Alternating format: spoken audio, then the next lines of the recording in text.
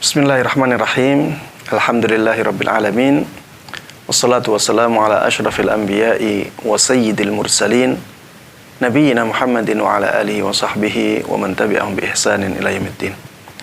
Para jemaah sekalian, kaum muslimin dan kaum muslimat, rahimani wa rahimakumullah. Pada kesempatan kali ini kita akan menjawab pertanyaan dari saudara Rifan yang berasal dari Jawa Barat, Kabupaten Bandung Barat, Indonesia. Taib. Pertanyaannya, Bismillah. Assalamualaikum warahmatullahi wabarakatuh. Waalaikumsalam warahmatullahi wabarakatuh. Nama saya Rifan dari Bandung, mohon pencerahannya. Apa yang membedakan dalil atau hadis berupa perintah dengan anjuran? Taib. Yang membedakan adalah adanya dalil lain yang menunjukkan bahwa perintah tersebut bukan perintah yang mewajibkan. Jadi ketika kita melihat ada perintah dalam Al-Quran dan Sunnah, maka yang pertama kali kita fahami adalah bahwa perintah tersebut adalah perintah yang menunjukkan hukum wajib. Perintah yang menunjukkan hukum wajib. Ketika ada dalil lain yang menunjukkan bahwa perintah di situ tidak menunjukkan hukum wajib, kita baru ubah hukumnya. Berarti itu anjuran, bukan kewajiban. Saya ulangi ya. Kalau kita melihat ada perintah dalam Al-Quran ataupun Sunnah, maka yang pertama kali harus kita yakini adalah bahwa perintah tersebut menunjukkan hukum wajib.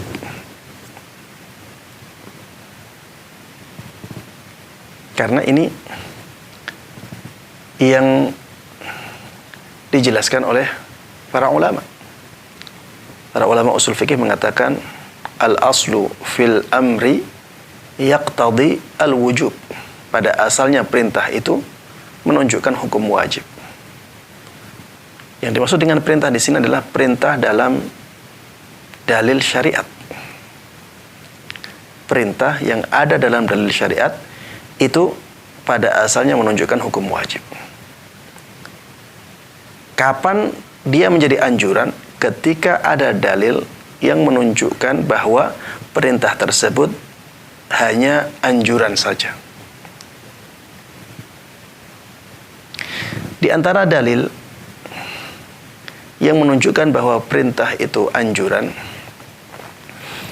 adalah ketika perintah tersebut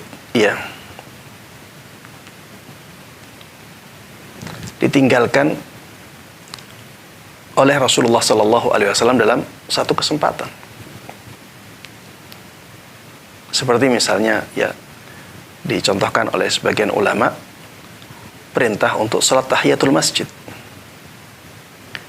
Rasulullah SAW memerintahkan dengan perintah yang di dalamnya ada penekanan bagi orang yang masuk masjid untuk salat tahiyatul masjid. Harusnya ini menunjukkan wajibnya salat tahiyatul masjid. Tapi jumhurul ulama atau jamahirul ulama, mayoritas ulama mereka mengatakan bahwa salat tahiyatul masjid itu sunnah muakkadah. Kenapa perintahnya dibawa ke sunnah muakkadah, bukan dibawa kepada kewajiban? Karena ada dalil yang menunjukkan hal itu. Suatu ketika Rasulullah SAW berkhutbah di sholat Jum'ahnya, kemudian ada seorang sahabat masuk ke masjid, dia melewati punggung para jamaah. Akhirnya Rasulullah SAW memerintahkan kepada orang ini untuk duduk.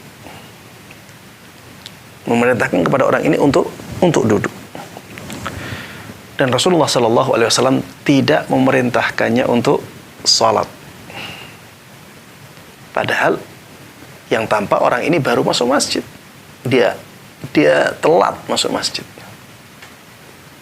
Tapi Rasulullah SAW memerintahkannya untuk langsung duduk. Ini menunjukkan ya bahwa perintah untuk sholat tahiyatul masjid tersebut perintah yang menunjukkan anjuran, bukan kewajiban. Baik, ini intinya seperti itu ya. Jadi kapan sebuah perintah itu dikatakan tidak menunjukkan hukum wajib, tapi menunjukkan hukum anjuran atau sunnah?